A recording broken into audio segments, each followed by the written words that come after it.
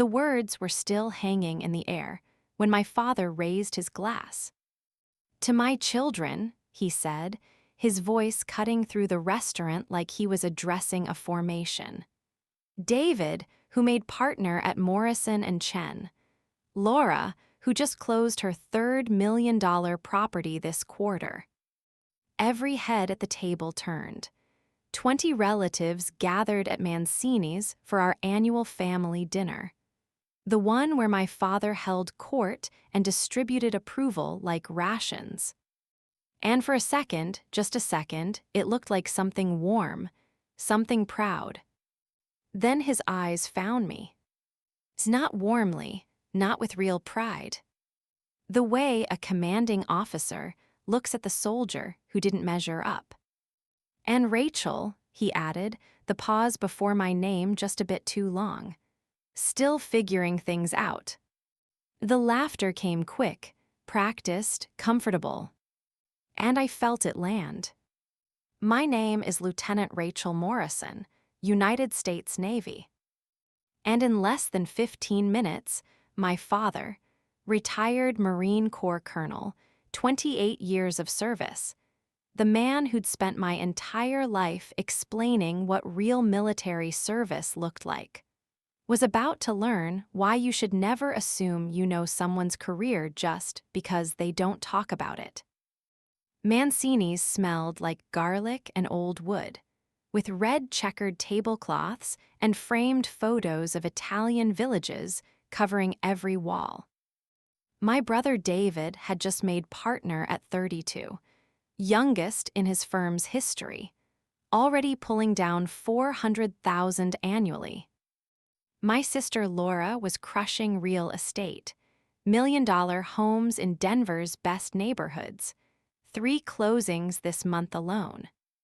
The golden children doing golden child things.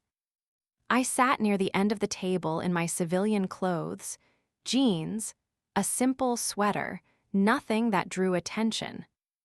I'd learned a long time ago not to invite scrutiny at family gatherings, where my father narrated everyone's worth.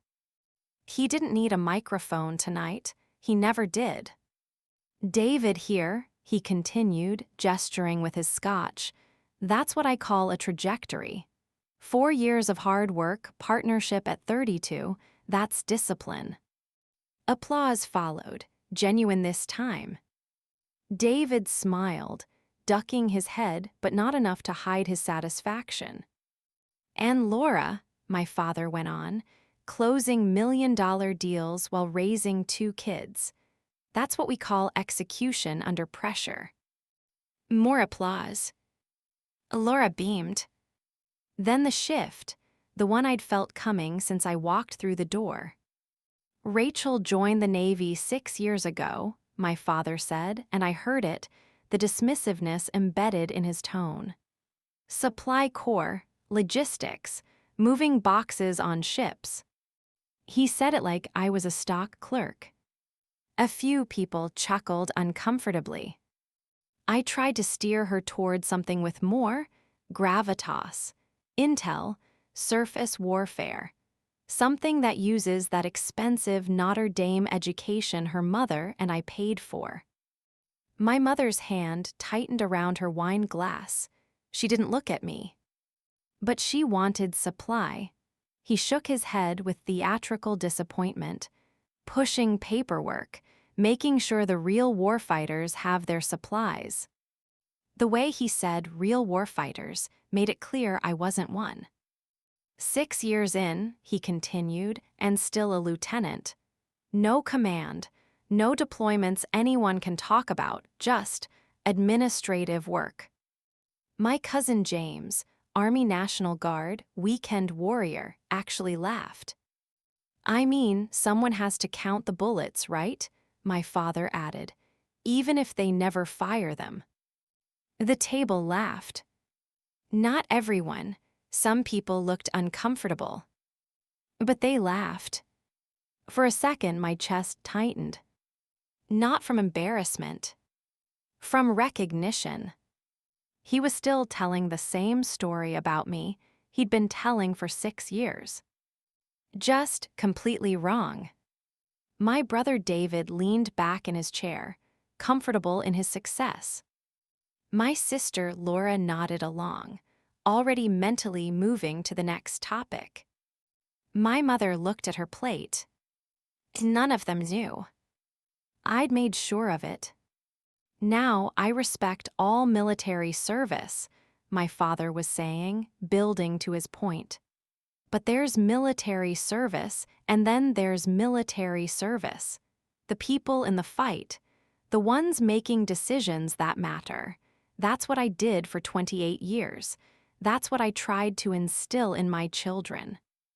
He looked at David and Laura with approval. Then at me with something else. 2 out of 3 isn't bad, I suppose. The laughter was lighter this time, more awkward. Someone cleared their throat. My father took a long drink, satisfied he'd made his point. I set my water glass down carefully, aligning it with the edge of the table like I was back on the bridge where small things mattered, where precision was built from habit. Near the restaurant entrance, a man in navy dress blues had gone still. I hadn't noticed him before, not fully. But now I did. Commander's shoulder boards, surface warfare pin, ribbons I recognized. His eyes had locked onto me with the kind of attention that comes from recognizing something specific. I held his gaze for half a second, then looked away. Timing mattered, it always had. My father was still talking, rolling into another story about his Marines in Desert Storm, how they'd executed under pressure, real pressure, not the administrative challenges of supply logistics. He made air quotes around administrative challenges. My cousin James actually snorted into his beer. I could see it now, the way I hadn't back then. The way people leaned in not because the story was important, but because my father told it with absolute certainty. Like he knew exactly what my career looked like. He didn't. But he'd never asked. The man in dress blues moved. Just a step, controlled, deliberate. I felt the shift before anyone else noticed. My father didn't see it. He was mid-sentence, mid-laugh, still holding the table's attention. Then the man cleared his throat. Not loud, didn't need to be. The sound carried anyway, low and certain, cutting through the last of the laughter. "Excuse me," he said. The restaurant tilted. Not all at once. Slowly, like something fundamental had shifted. My father paused, scotch halfway to his lips. Yes. The man stepped closer into the light. Up close, I could see more details. The ribbons weren't just impressive, they told a story. Multiple deployments, combat action, Bronze Star. And his eyes kept finding me, confirming something. "I apologize for interrupting," he said, his tone professional but carrying weight. "But I couldn't help overhearing your comments about Lieutenant Morrison's service." The table went quiet. My father frowned. "I'm sorry, do we know you?" "Commander James Reeves, USS Michael Monsor." He didn't offer his hand, just stood there with perfect military bearing. "I believe there's been a significant misunderstanding about your daughter's career." A few people shifted in their seats. My father's smile tightened. "Misunderstanding? I think I know my own daughters." "With respect, sir, I don't think you do." The temperature in the room dropped 10 degrees. My cousin James's beer stopped halfway to his mouth. My father set his glass down. "I'm a retired Marine colonel. I understand military careers quite well." "Then you understand," Commander Reeves interrupted smoothly, "that some positions in the Navy are classified. that some officers serve in roles they cannot discuss, and that logistics and supply corps can mean very different things depending on the command. He pulled out his phone. I was Lieutenant Morrison's commanding officer 18 months ago. During a deployment, I'm not at liberty to discuss in detail. He swiped to a photo, showed it to my father. This is the USS Michael Monsor, guided missile destroyer, one of the most advanced warships in the Pacific Fleet. Lieutenant Morrison served as my combat systems supply officer. My father's face went carefully neutral. Combat systems, Commander Reeves continued, means she was responsible for maintaining the operational readiness of every weapons system on that ship. Missiles, guns, close-in weapons systems, electronic warfare equipment. If it shoots, explodes, or defends the ship, she made sure it worked. He swiped to another photo. This was taken during our deployment to the South China Sea. Heightened tensions with Chinese naval forces. We maintained a 98% combat systems readiness rate for 7 straight months. Industry standard is 75%. The table was absolutely silent now. Lieutenant Morrison, Reeves said, looking at me now, personally managed a critical equipment failure during a live tactical situation that could have left us defenseless in contested waters. She identified the problem, coordinated a solution with 3 different supply chains across 2 continents, and had replacement parts delivered and installed within 48 hours. He turned back to my father.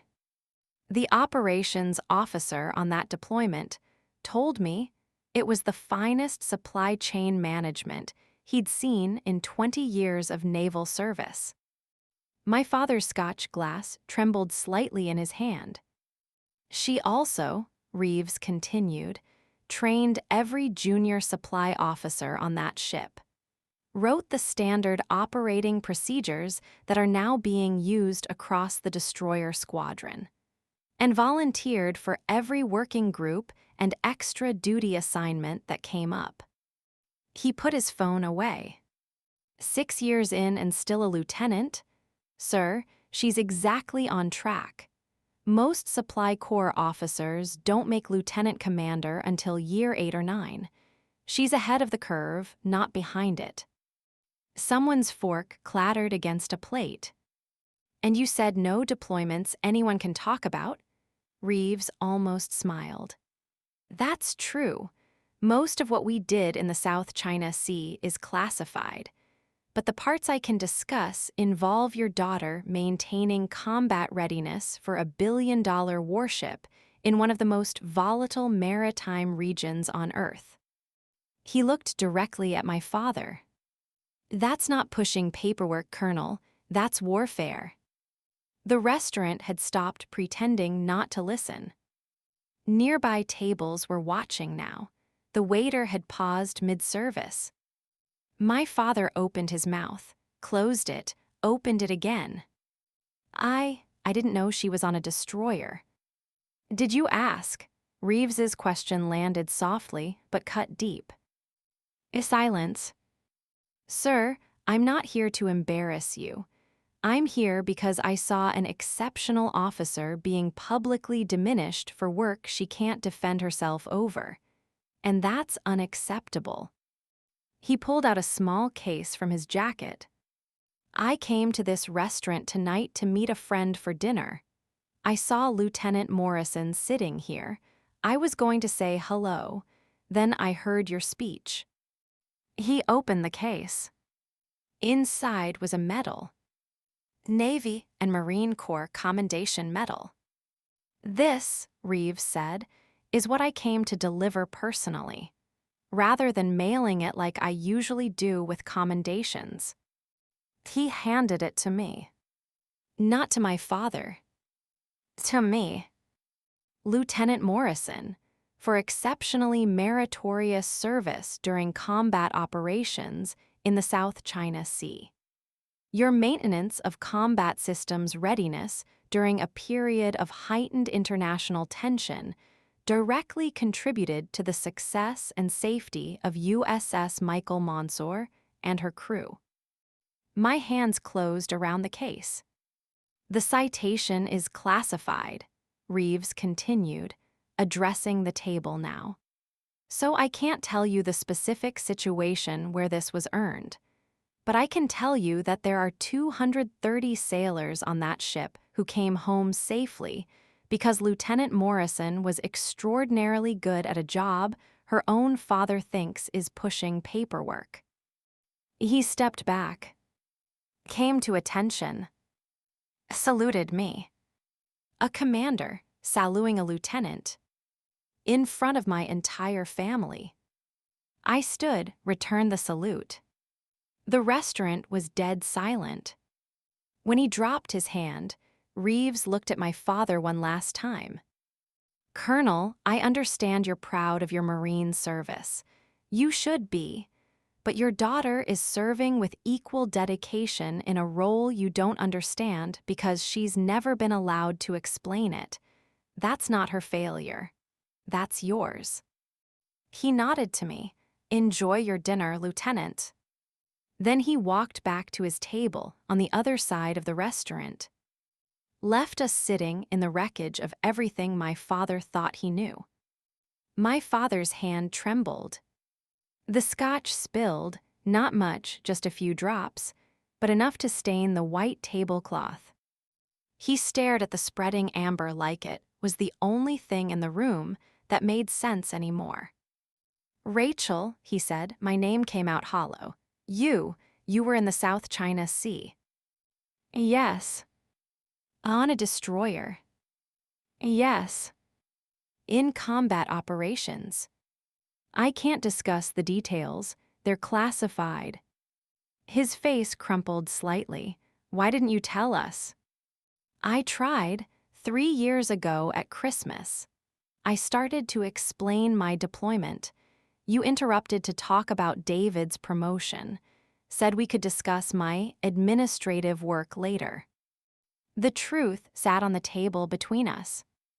My mother's hand went to her mouth. Easter 2 years ago, I continued quietly. I mentioned my commanding officer recommended me for early promotion consideration. You said supply corps promotions didn't mean much since we weren't real warriors. You used air quotes. My brother David had gone very still. Last Thanksgiving, I said I couldn't talk about my last deployment. You assumed that meant it wasn't important. Made a joke about how I probably couldn't talk about it because nothing happened. Each memory, a small cut. So I stopped trying to explain. Stopped trying to make you understand that just because I can't talk about my work doesn't mean it doesn't matter. My father looked at the metal case in my hands like it was a grenade. Combat operations, he repeated. You were an actual. I was responsible for keeping weapons systems operational on a warship in contested waters while Chinese naval forces were actively tracking us. Yes, sir. That qualifies as combat operations. The sir came out harder than I intended. Or maybe exactly as hard as I intended. Commander Reeves appeared beside our table. I apologize again for the interruption, but I wanted Lieutenant Morrison to know there's someone else here who'd like to say hello. A woman approached, Navy commander, ribbons that told their own story. Lieutenant Morrison, Commander Sarah Chen, I'm the new executive officer on the Monsor. Commander Reeves told me you were here. She extended her hand. I stood, shook it. Your supply procedures are still running the ship, she said. Best documented, most efficient logistics operation I've seen in the fleet. The captain asked me to tell you if I saw you, you're welcome back anytime. She handed me a card. We're looking for a logistics officer for the strike group staff. Department head level. It's a significant step up. If you're interested, call me." She nodded to my family, left. My father was staring at me like I was a stranger. "Department head," my mother whispered. "Rachel, that's—" "A promotion," I said. "2 ranks above where I am now. It means I'd be managing logistics for multiple ships. Destroyers, cruisers, aircraft carrier support." I sat back down. It also means I still can't talk about most of what I do, because maritime operations in the Pacific are almost entirely classified right now. So to you, it'll still look like I'm just pushing paperwork. My father reached for his scotch. His hand shook too much. He set it back down. "I'm sorry," he said. "For what specifically?" For not understanding, for assuming, for tonight." "For 6 years," I corrected. "For 6 years of comments about my administrative career. For introducing me at every family gathering as the one who couldn't hack real military service. For comparing me to David and Laura like I'm the failure." "You're not a failure." "I know I'm not a failure, but you've spent 6 years telling everyone I am." The table had gone silent. Even David and Laura were staring at their plates. "I didn't mean," my father started. "Yes, you did. You meant every word. You just didn't know you were wrong." I stood up, picked up the metal case. "Thank you for dinner. I need to go." "Rachel, wait." "No, I've waited 6 years for you to ask me about my career, to show actual interest instead of disappointment. I'm done waiting." I walked toward the exit. It stopped. Turned back. "One more thing. That deployment you can't understand because I can't discuss it. We were tracking a Chinese submarine that had been shadowing the carrier strike group for 3 weeks. My systems kept our sonar operational when we had a critical failure that should have taken us offline for days. We maintained contact with that submarine through the entire repair process." I looked at my father directly. If we'd lost that contact, the submarine could have maneuvered into strike position on the carrier. 3,000 sailors. I can't tell you how close it came. That's classified. But I can tell you that keeping those systems running mattered. I headed for the door. Behind me, I heard Commander Reeves's voice. "For what it's worth, Colonel, your daughter is one of the finest supply officers I've ever served with. And I've served with a lot of them over 23 years. I didn't stop to hear my father's response.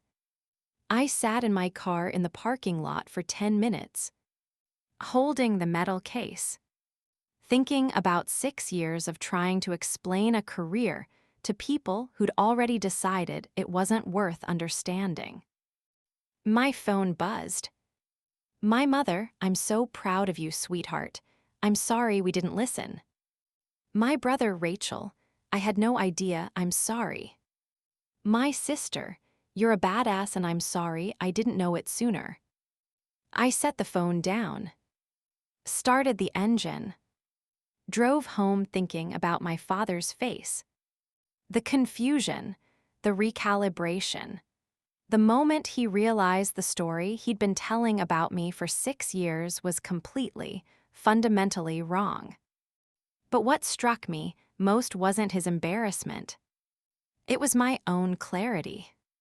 I didn't need his validation. Didn't need his understanding. Didn't need him to grasp what I did for a living. I had built something real, something that mattered. And I had done it while he was busy telling everyone I'd chosen the easy path. 3 days later, my father called. "Rachel, I need to apologize, properly." "Okay." I spent 28 years in the Marines. I thought I understood military service. I thought I knew what mattered and what didn't. And I decided your career didn't matter because it didn't look like mine." He paused. "I was wrong about all of it, about what you do, about what it means, about you." "As I know." I called Commander Reeves, asked him to explain what a combat systems supply officer actually does. He spent an hour on the phone with me. "Rachel, I had no idea." "You could have asked me." "I know, that's what I'm apologizing for not asking, for assuming, for 6 years of treating your career like it was less important than your siblings just because I didn't understand it." The apology sat between us. "Are you going to take that strike group position?" he asked. "I haven't decided. Commander Reeves says it's a significant career accelerator." "It is." "Then you should take it. I'll make my own decision about my career, like I've been doing for 6 years." He absorbed that. "Fair enough." After we hung up, I opened the metal case, looked at the commendation. "For exceptionally meritorious service during combat operations." The citation was classified. My family would never know the full story. And I'd made peace with that. Because the people who needed to know, my commanding officers, my crew, the other supply officers who used my procedures, they knew. That was enough. They called me the failure for 6 years.